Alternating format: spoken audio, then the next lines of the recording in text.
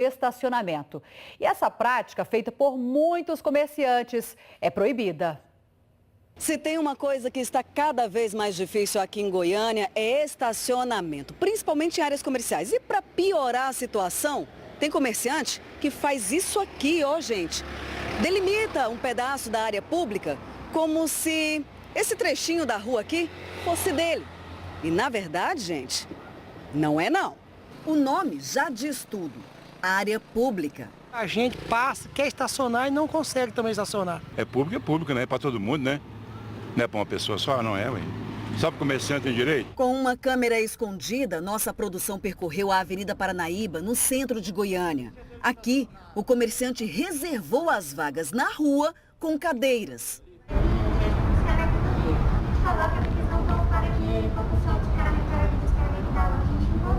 Segundo o presidente do Conselho Nacional de Trânsito de Goiás, em vias públicas não é permitido nenhum tipo de obstrução. Ninguém pode privatizar a via pública. É uma infração gravíssima que será dada à pessoa física ou jurídica responsável por aquela colocação de materiais em via pública. É proibido. E tem mais comerciante errando na hora de garantir vaga de estacionamento para os clientes. Tá vendo esse meio-fio todo rebaixado? Não pode. Está colocando em risco a vida de pedestres. O meio-fio é aquele espaço onde ele sabe, onde não vai ter acesso de veículos, ele transita com segurança. O comerciante reconhece que está errado e que o motorista que parar ali pode ser multado, porque o estacionamento é irregular. Mas para tentar ajudar, errou de novo. Usou o nome da SMT na placa. Que situação, hein? Bom, a Secretaria de Planejamento de Goiânia diz que fiscaliza todo dia essa situação que a gente mostrou aí na reportagem e que tem orientado os comerciantes sobre a proibição da reserva de vagas.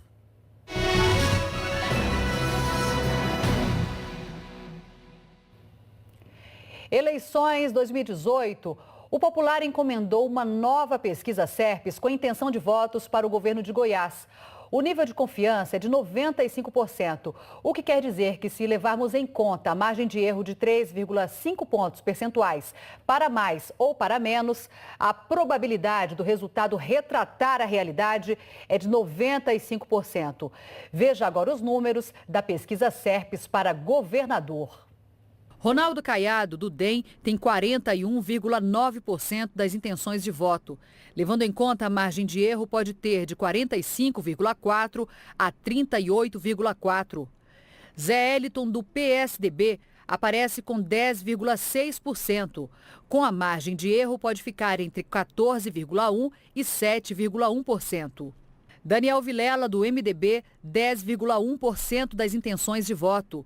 Levando em conta a margem de erro, fica entre 13,6% e 6,6%. Cátia Maria, do PT, 3,7%. Com a margem de erro, pode ter de 7,2% a 0,2%. Wesley Garcia, do PSOL, 0,7%. Aplicando a margem de erro, pode ter entre 4,2% e 0%. Alda Lúcia, do PCO, aparece com 0,4%. Com a margem de erro, tem entre 3,9% e 0%. Marcelo Lira, do PCB, aparece com 0,1% das intenções de voto. Na margem de erro, de 13,6% a 0%. 13,6% disseram que anulariam o voto ou não votariam. 18,7% ainda não decidiram em quem votar. O SERPES ouviu 801 eleitores entre os dias 24 e 28 de setembro. A pesquisa foi encomendada pelo jornal O Popular e registrada no Tribunal Regional Eleitoral de Goiás com o número GO 01663/2018 e também no Tribunal Superior Eleitoral com o número BR 01440/2018. Na edição de amanhã do Jornal Popular, você confere a pesquisa completa com evolução, índice de rejeição, simulação para o segundo turno do governo de Goiás e intenção de votos para o Senado. E a gente muda de assunto. Lembra que o Jornal Anhanguera mostrou no começo da semana que a Basílica de Trindade vai ganhar o maior sino do mundo? Então, a nossa equipe teve acesso com exclusividade a vídeos que mostram o trabalho de construção desse sino lá na Polônia. E o Theo Taveira foi ver onde essa peça tão imponente vai ser colocada. Imagina esse som milhares de vezes mais alto. Eu espero que eu ouça lá de casa, né? Que eu moro longe daqui. Ah, não tem distância que impeça uma novidade desse tamanho aí. Minha filha ficou sabendo primeiro e mandou para mim lá de Curitiba. A sua Terra Santa vai receber o sino maior do mundo. Eu respondi para ela, Pai Eterno é Pai Eterno, né? Eterno e logo mais representado por esse gigante de 50 toneladas, o equivalente a quase 60 carros populares. A empresa polonesa responsável pelo projeto levou 4 anos para terminar o sino. Nos próximos meses, a peça de cobre e estanho vai passar por um processo de resfriamento natural e só depois começar uma longa jornada ao Brasil. Vão ser 10 mil quilômetros de navio até a costa brasileira e depois, por terra, até a capital da fé. Uma devoção ao Divino Pai Eterno ganha um grande impulso e também a religiosidade cristã, católica, ganha também um novo vigor com este sino. O Vox Patris, que em latim significa a voz do Pai, ainda não tem data para chegar a Goiás. Ele faz parte do projeto da nova Basílica de Trindade, que só deve ficar pronta em 2026. Nesse complexo, com área construída equivalente a 17 campos de futebol, o sino vai ser um dos principais símbolos religiosos. Ele vai ficar daquele lado, no ponto mais alto da Basílica, um campanário com 120 metros de altura. Para você ter uma ideia, isso é 5 vezes o tamanho daquele guindaste ali. A gente fez um estudo desde a parte da fundação, partindo para a parte de estrutura, vai ser um concreto diferente, ele é um concreto de alto desempenho, para poder suportar toda essa vibração. Quero ver ter estrutura para suportar a ansiedade. O dia que eu chegar aqui, eu quero estar lá presente, firme e forte. Para ver de pertinho. De pertinho. A senhora e milhares de pessoas, com certeza, porque só vai abrilhantar ainda mais toda essa devoção ao Divino Pai Eterno. São 7h19. Hoje tiveram manifestações no estado contra e a favor do candidato a presidente Jair Bolsonaro. Em Goiânia, manifestantes contrários ao candidato Jair Bolsonaro saíram da Praça Cívica, passaram por avenidas do centro, onde pararam o trânsito por alguns minutos e seguiram até a Praça Universitária. Segundo os organizadores, 20 mil pessoas participaram. Eram 800, segundo a PM. Também teve manifestação contra o candidato do PSL em Anápolis e Catalão. Em Jataí, tiveram 2 manifestações hoje. Um grupo contra e outro a favor de Jair Bolsonaro. Em Rio Verde, manifestantes a favor de Bolsonaro fizeram uma carreata.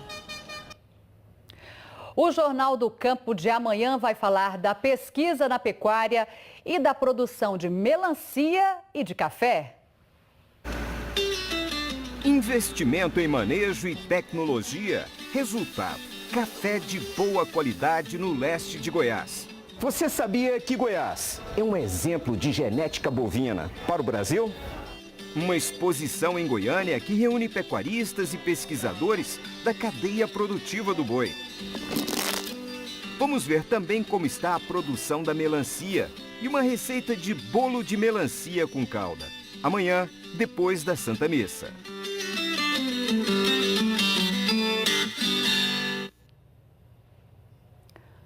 A Polícia Federal suspeita que o presidente da AGETOP, Jaime Rincon, preso ontem na Operação Cash Delivery, apagou e-mails por causa da investigação da Lava Jato. A PF também apreendeu celulares do ex-governador Marconi Perillo. Advogados de Marconi Perillo estiveram na sede da Polícia Federal hoje para visitar Jaime Rincon, presidente da AGETOP, preso ontem. Disseram que vão questionar na Justiça a apreensão de objetos pessoais de Marconi e da mulher dele. O celular dele, o celular da esposa dele e um laptop da filha. E ele deu na mesma hora a senha. Na fazenda não foi apreendido absolutamente nada, apenas tiraram fotos. O que nos preocupa é o resultado dessa exploração que está sendo feita. No pedido dos mandados de busca e apreensão e de prisões, a delegada da Polícia Federal, Marcela Rodrigues de Siqueira Vicente, argumenta que executivos da Odebrecht confirmaram que Marconi Perillo estaria diretamente envolvido no esquema, orientando a atuação dos demais envolvidos. O ex-governador seria o líder do grupo criminoso, Jaime Rincon, o responsável pela entrega de valores, e o filho dele, Rodrigo Godoy Rincon, teria colaborado no recebimento do dinheiro. Os PMs Sérgio Rodrigues de Souza e Márcio Garcia de Moura faziam o transporte dos valores, assim como Pablo Rogério de Oliveira e Carlos Alberto Pacheco. A delegada argumenta ainda que mensagens no e-mail de Jaime Rincon, anteriores a 21 de agosto de 2016, não foram encontradas e que há suspeitas de que o conteúdo tenha sido apagado por causa das investigações da Lava Jato.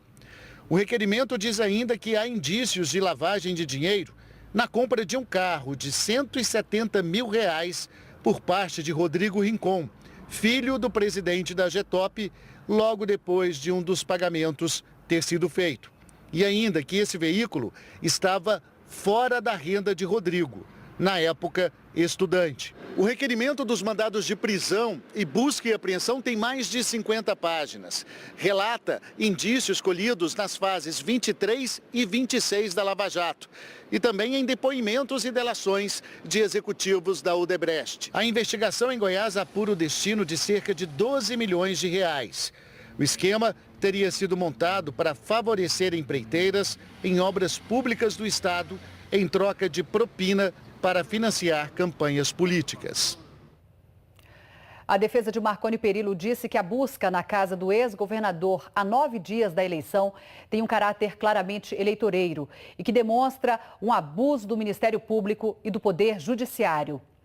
A defesa de Jaime Rincon afirmou que não há fato novo que justifique a prisão dele, que Jaime Rincon jamais se esquivou de responder a qualquer questionamento e que abriu mão dos próprios sigilos garantidos na Constituição. A defesa de Márcio Moura só vai se manifestar depois que tiver mais informações do processo.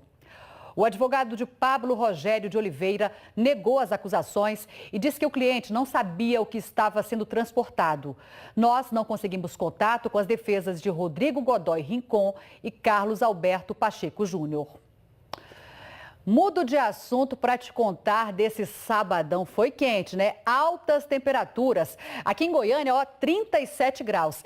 E aí tem que procurar um jeito para se refrescar, claro. O calor é diversão. Você tá brincando de quê? De futebol. É tranquilidade. Dá uma relaxada porque em casa está muito quente e pegar um sol também. O calor pode ser também saboroso. Só piscina e picolé com esse calor. Tem jeito não. E muito lucrativo. Esse solzão tá bom assim, lá para as 3 horas você vende quantos picolés açaí? Oi, dá uma barra de uns 200 picolé. O calor ainda pode ser radical. Ficar dentro da piscina para refrescar e dar uns pulos às vezes. É, meu amigo, só que nada é tão perigoso quanto fazer tudo isso e não se proteger dele. O motivo de toda essa alegria pode ser também um grande vilão em dias como esse. Pergunta aí pro Henrique, ele sabe. Fiquei muito queimado no dia do meu aniversário e meu rosto ficou todo vermelho. Hoje não vacila mais. Mas para quem por enquanto só tem idade para pensar na brincadeira... Os pais responsáveis têm que realmente cuidar, né, para proteger e evitar, né, maiores prejuízos para a pele.